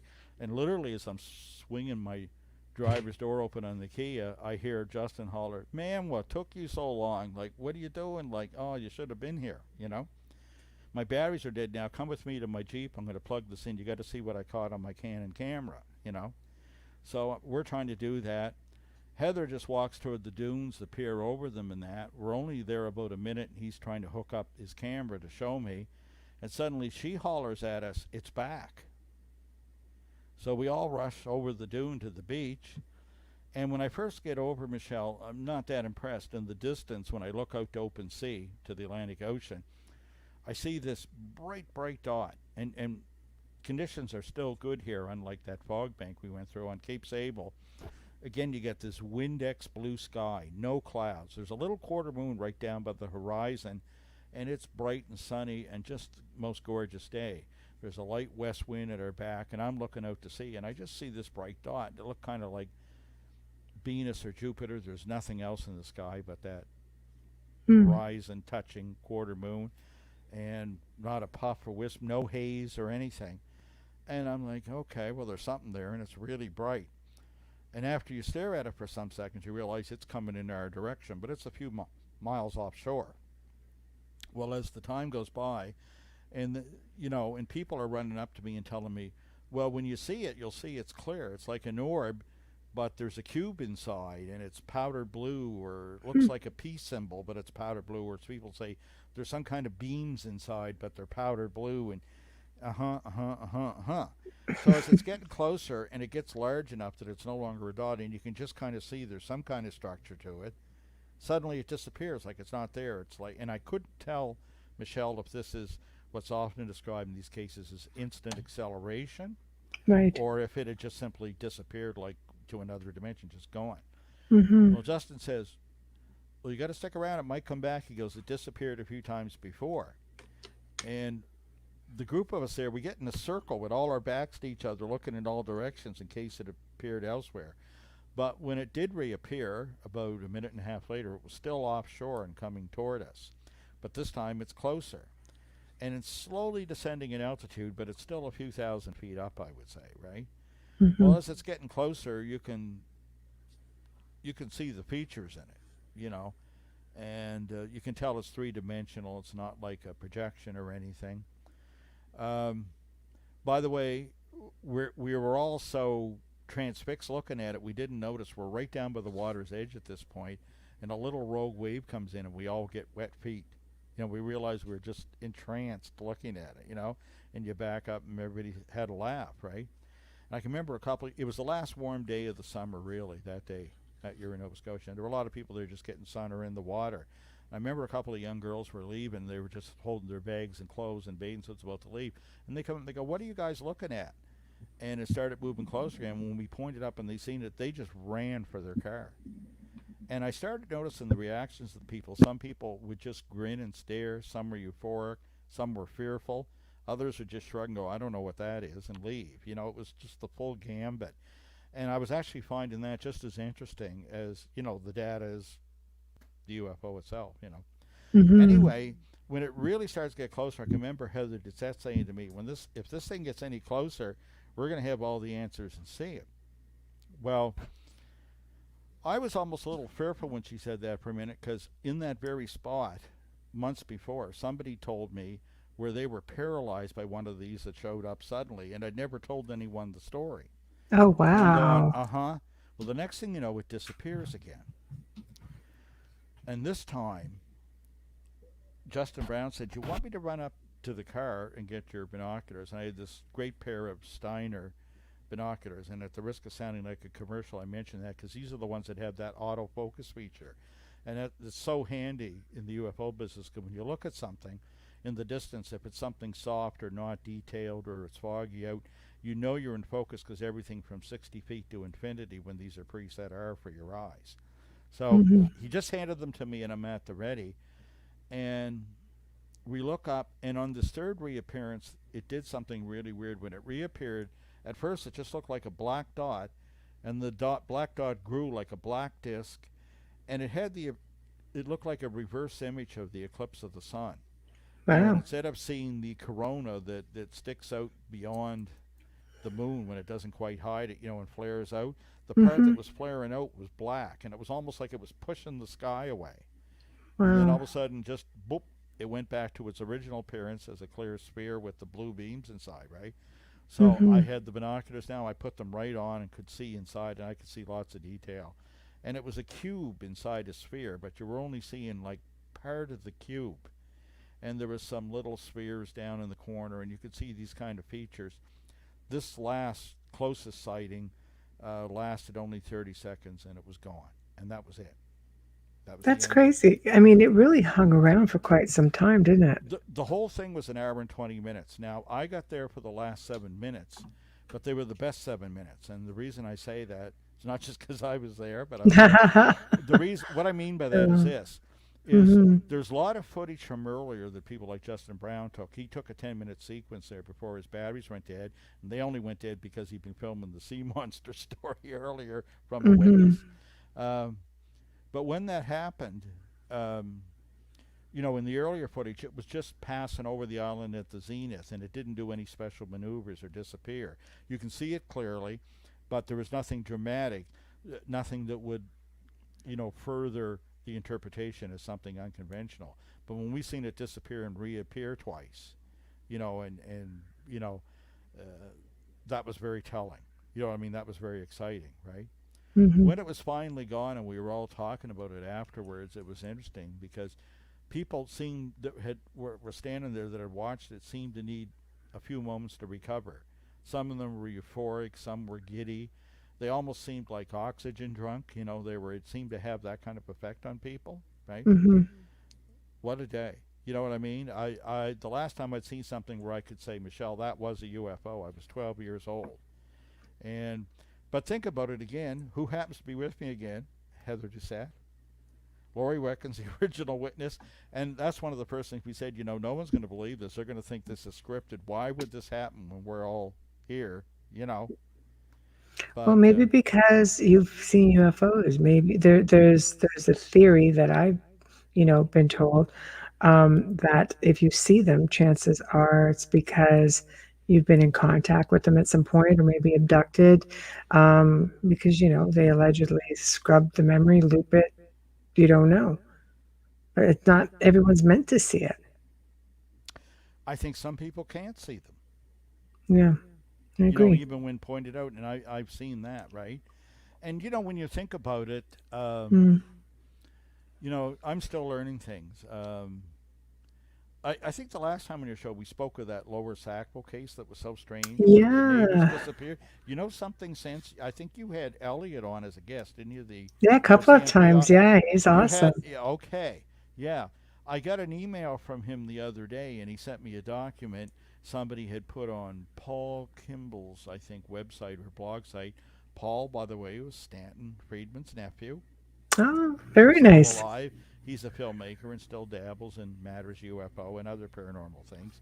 And when I Right. went on the site, somebody had written into it, and they were another witness to that case back then. And I'm hoping to eventually link up with them. So, all Wow. these years later, you still learn new things. You look at Shag Harbour, where I found the lightkeeper's wife who left the province for years.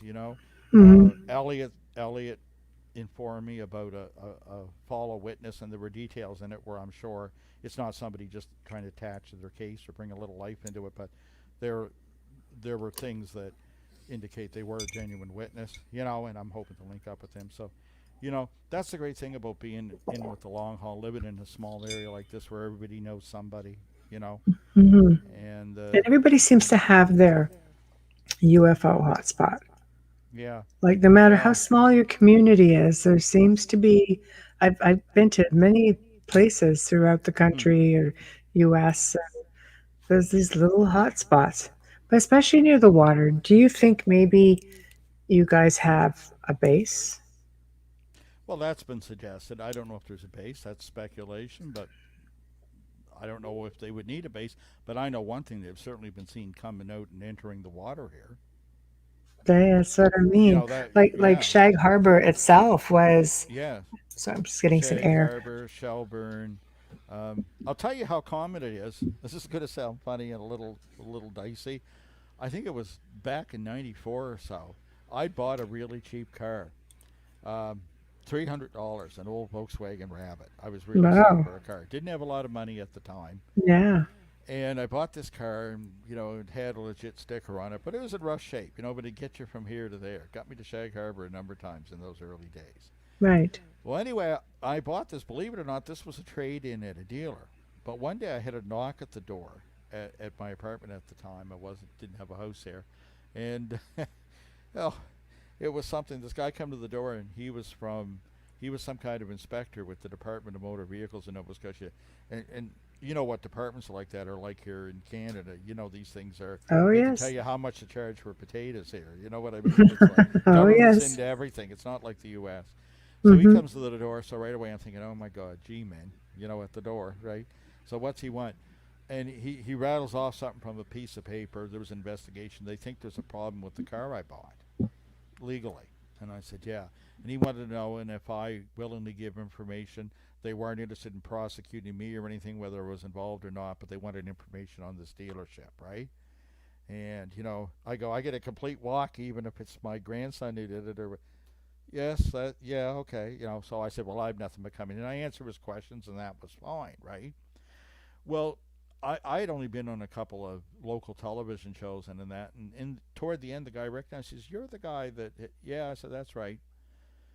And he says, I don't know if you ever heard any stories from the Bay of Fundy area down Digby. And, he's come in for this reason. He sits down for hours and starts telling me about them sitting on the shoreline one night because they were watching UFOs coming in and out of the water.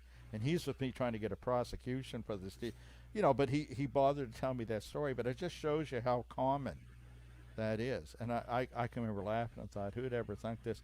Well, he says, I hope you don't use my name. He says, because this is my job and I'm not supposed to be, but that's how commonplace it can be here, Another great example I love, and I often tell this one when I'm doing lectures. There was a period I was doing a clipboard survey down those areas, trying to get a grasp on what was going on, with the phenomenon in the early days. And this is when I had time in my hands and I was an eager beaver. And I remember doing this, and when I got to Cape Sable Island, I had some really strange ones. You'd knock at the door, and somebody answered the door and explained who I was and what I was hoping to do. And some woman would stand there listening, with her arms folded, and she'd go, oh, I get sick of hearing about that. I don't know anything about UFOs.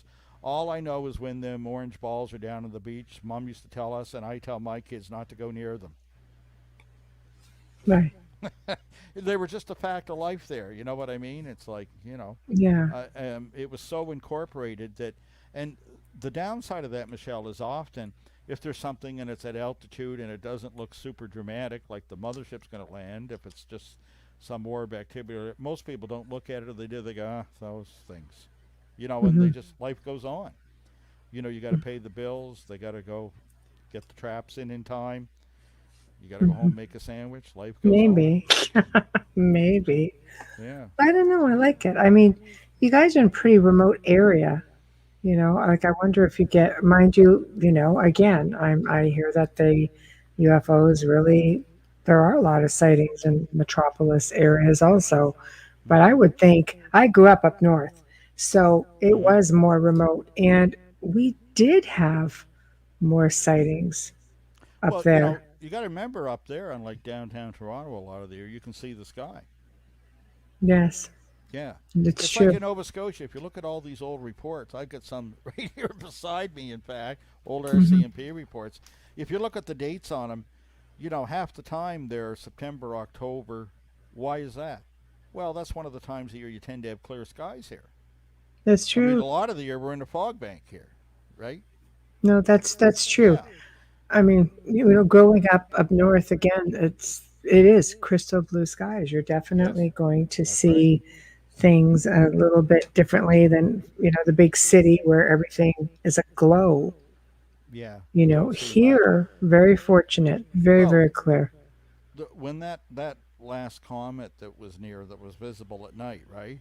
I could Mm. never see it here in the city, and the first time I saw it before it was out of range, moving away from the sun again, was on a trip to Shag Harbour, and I wasn't sure if it was still around. People talked about it for a couple of weeks, and it slipped out of the water Mm. cooler talk type thing, and I hadn't seen it, and I figured it was too far gone. Geez, I drove down to Shag Harbour, and of course you could see it without even trying. You Right. realize how much you can miss here in the city.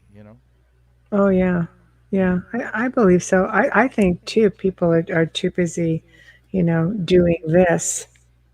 Oh yes, And I yes, think they're missing, what's going on up there. I always say disclosure. I kind of have a little bit of a caha to that because it's a matter of, I think you get more from everyday people who are catching, much like your experience. You guys are videotaping this amazing experience.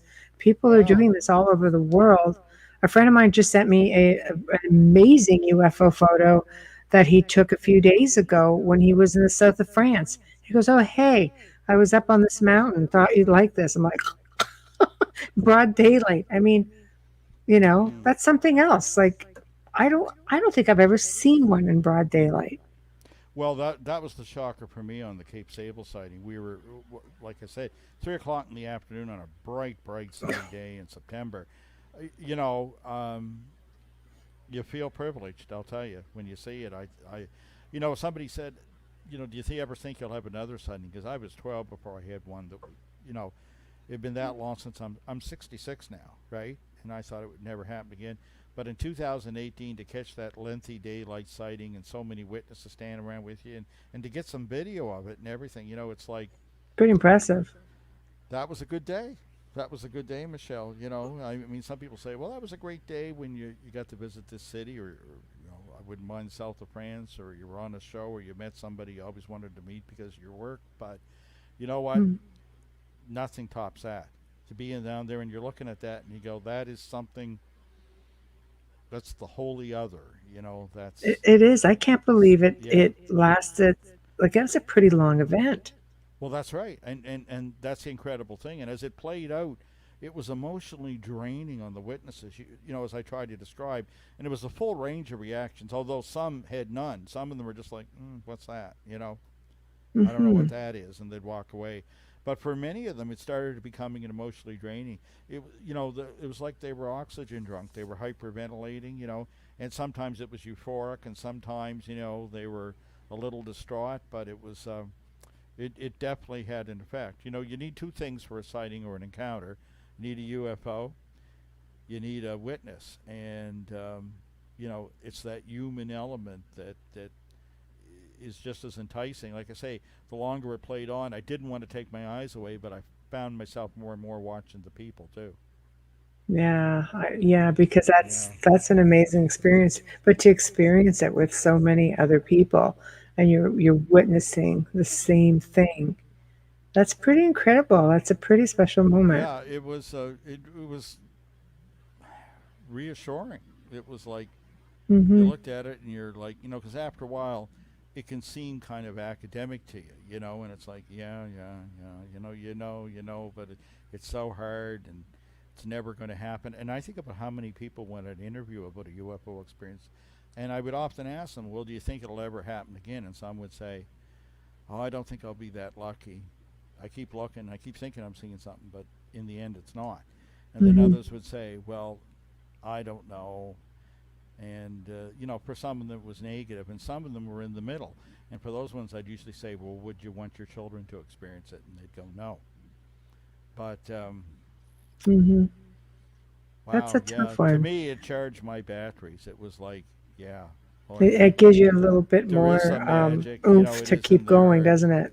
Oh, yeah, well, you know, you're good now for years, like I don't know. it's They possible. say, and another theory is that if you just go outside and ask, Yeah, I've been told that. Some people claim that. yeah, yeah, I encourage them to.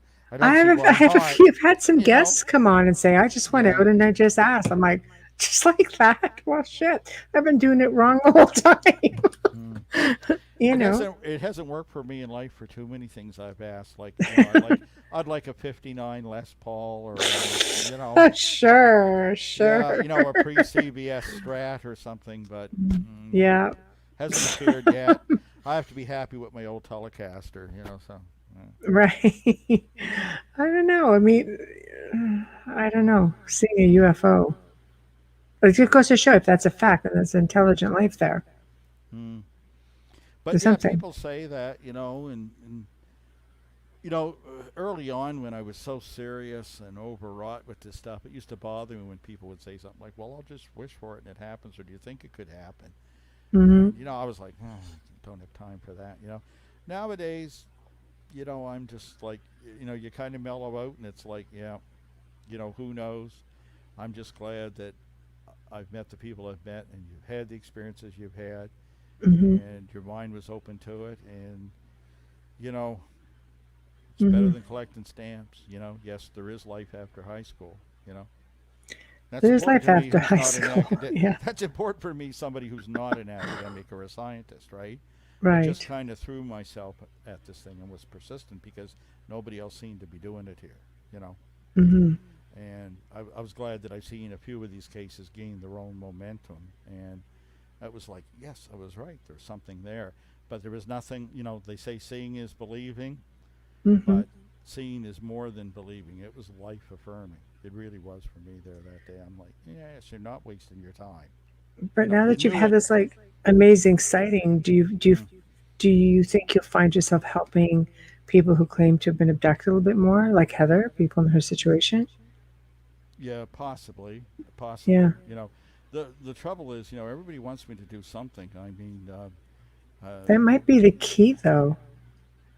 well, it might be, you know, because it's certainly in a lot of ways that's more gratifying than what is it? I think on the 21st, the French group up there in Quebec has asked me to respond to this Pentagon release, and I thought, and they give me a list of who's doing it. You know what sold me on that? I was almost ready to refuse that, and I think, oh God, another time-consuming thing, and I got to write a paper and make a video that'll go on YouTube. But Right. when I seen a bunch of people I respected, many I haven't met from around the world, it's truly a global event, and I'll tell you, credit really goes out to Jan Vadnais, the director there of the French UFO group, Garpan, for Hmm. getting this thing off the ground and organize it.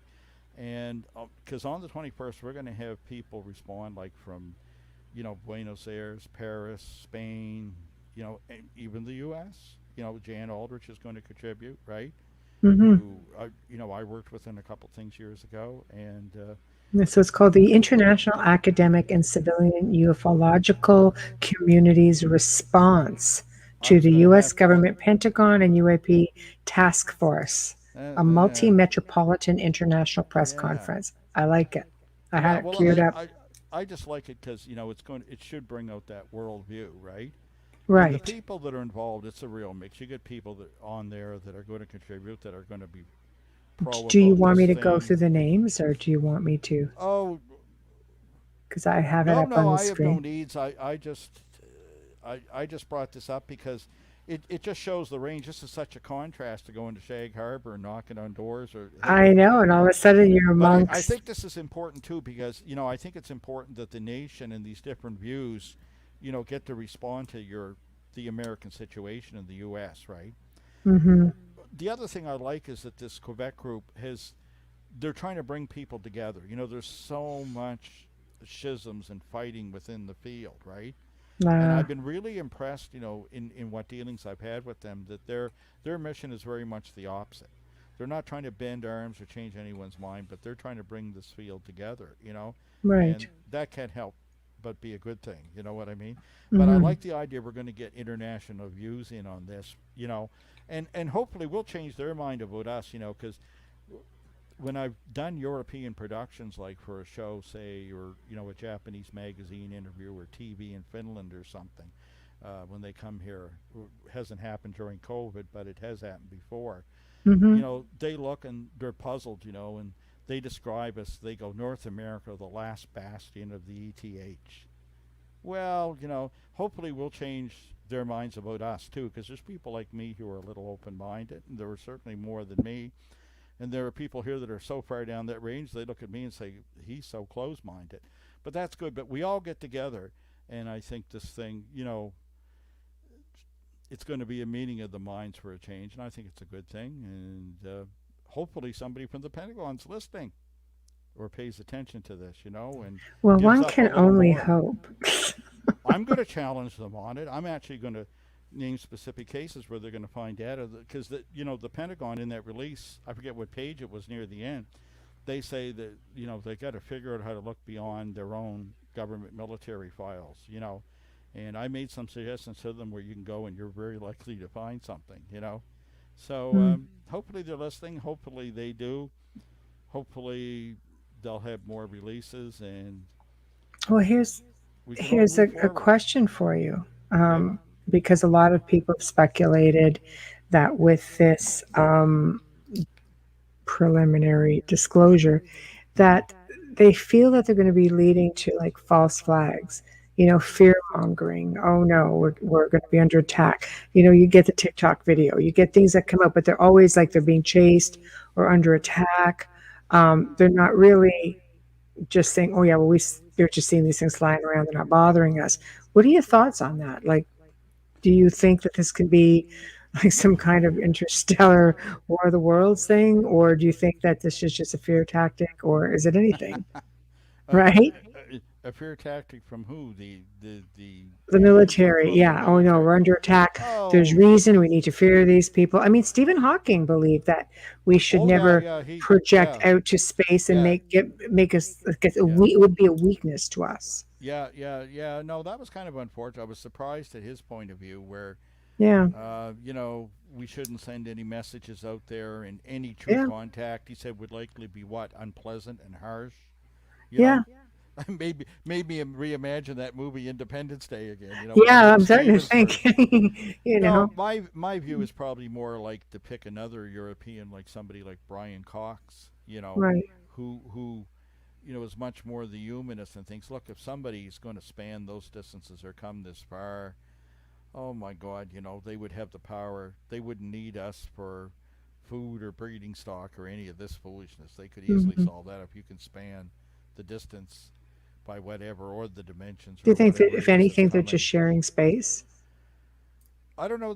Stanton used to say their purposes are their own, and I feel is that. I think we've been observed. I think it's not going to matter what we think in the end.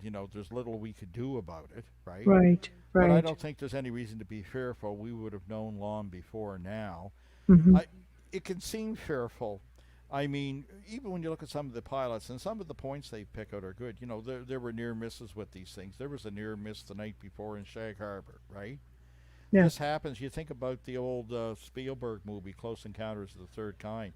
That incident at the start, what they show in the Air Traffic Control Center in the Indianapolis airport, is, word for word and played out like the real incident that happened there, right? Well, if you're an air traffic controller, if you're sitting on that plane and you're having a near collision with a UFO or UAP, whatever you want to call it, right. it's going to be alarming. It's going to be disturbing. You might even become fearful. But, you know, we can't say for sure that there's been a collision yet. I mean, some have made the claim, but Mm. we don't know. But you know what I mean? That can happen anyway. I find the media, and I think this is a little worse in the U.S., they're quick to play that fear card. Sometimes for no That's what reason I'm other than to saying. get coverage. I see it all the time. Yeah. And, whether it's the pandemic or politics or whatever, like fear sells, right? Fear Hmm. promotes. And it's unfortunate. And I think this is something here. There's just no evidence to jump to anything like that yet. You observe. Is it impossible? No, but it doesn't make a lot of sense, and I don't think we've seen any indication of it yet, right? Hmm. Um, Just another theory. But this is the part of the show where you promote yourself and you talk about what's coming up. We know you've got this event. yeah. Is there anything Well, we else kind coming of up? did that. Promote the books. Yeah, promote, promote, promote. Well, yeah. I mean, anybody that you say there's not a lot out there, and it's hard to find something about Shag Harbor. Well, if they really want to, you can go to Amazon.com and get my latest book there. And I'm working on another, but boy, it's hard to find the time these days. I'm kind of in demand, and it isn't all ufology. I don't want you to Nice. I think I'm like it. making. I But like I'm a it. busy guy. I'm a busy Good. guy, and Good. but yeah, the book is there, and of course we're hoping very much next year to pull off the Shag Harbor UFO Expo, and of course we delay that, and of course the only concern there is that border. Got to get that border open. That's what I fear. So we can Right. bring up all that U.S. talent, because we get 5 good people coming up, and that kind of a unique conference where we can take people to the shore next day in the bus. Like I say, I've been to some great conferences south of the border. I miss them. I miss that one I used to go to every year in New Hampshire. That they used to have a great MUFON conference there. It was always Hmm. sold out, and it was a blast. I presented. I'd go even when I wasn't presenting. I loved it. But I haven't been to one down there yet that's going to be like this, where yes, you can meet the so-called experts like me. You can meet the original eyewitnesses. We're going to put you in the bus and take you right to the sites. And there's no Nice. controversy. It's not like Roswell where they say, it happened here, it happened here. You can Where actually it go happened. and have a hope Yeah, in looking and seeing. all you got to hope for is that there's no fog. Right. Right. There we Yeah. go. Um, Zach Man says, "Thank you for joining us again, Chris." He's like our third host. Keep up all the great work that you do. Have a good night, everyone. Have a safe weekend. So he just wanted to pass that on to you. So he's always in chat and did not miss you the first time. So then, if they want to, do you have a website? Do you have social media? Do you have anything? How Oh, can I don't people do reach out social to you? media. I don't have a website. People get hold of me uh, by contacting the Shag Harbour Incident Society.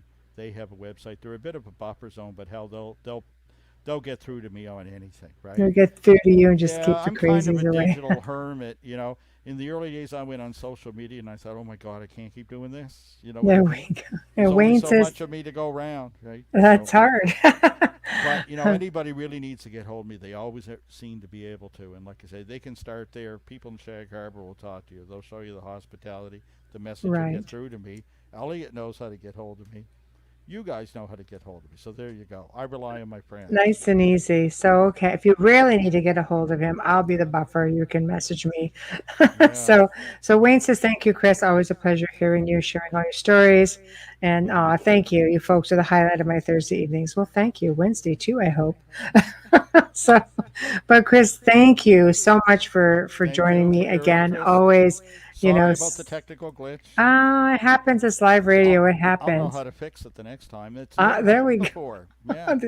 And let me know when that next book comes out, or you have something else coming up, and I, we'll I, get you I back on will. again anyway. I will. Oh yeah, sometime. Like there's ones I wanted to talk, but we haven't even got to because everybody wants a little about Shag Harbour, and you start talking Well, about I the just like local to do stuff. a recap for anybody who Oh, didn't sure. tune in the first time.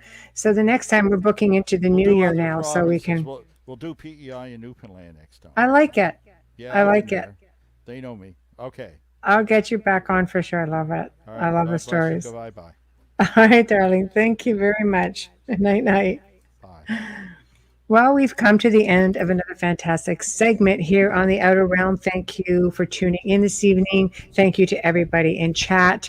And of course, Chris Stiles, our special guest. And I've got a feedback again. um, so thank you to our producer, Joe Montaldo, for manning the fort behind the scenes and getting through the technical difficulties. Huge thank you to, of course, Folgers Coffee. Get yourself some Folgers, people. Perfect for sitting in on a segment with the Outer Realm. But thank you to Folgers for sponsoring tonight's show and all of our shows. We appreciate you. We love you.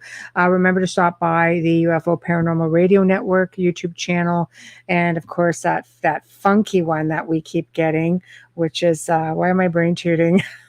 UFO Gods and Extraterrestrials. My gosh, there it is. Please subscribe. While you're at it, head on over to find us at the Outer Realm on Facebook and follow us on Instagram. Amelia keeps up with the pages pretty much head on, so you'll get all kinds of content there. If you'd like to see a specific guest or a topic on the show, or you have a complaint, or you just have something nice you want to say, or you have questions, even questions about our guests, please email us at theouterrealmcontact@gmail.com. theouterrealmcontact@gmail.com. So next week, tune in again as we have, of course, more amazing guests. On Wednesday, for the very first time, we welcome Trey Hudson to the show, and he's going to be discussing, okay, brace yourselves, Skinwalker Ranch and UFOs. Now, Thursday night, we welcome back, of course, some of our favorites, which is Carl Cookson and Hamilton White of the new show, The Lost Relics, Part 2 of the original series Lost Relics of the Knights Templar. Now, it's always an off-the-cuff segment with these guys. They're hilarious, and they usually have a little show and tell for us. So who knows what's going to happen? Hopefully just a whole lot of shenanigans. So please tune in again. Have a great rest of the week. Have a fantastic weekend. And until then, Amelia and I, especially me at the moment, have a good night. Have a fantastic weekend. And we'll see you next week.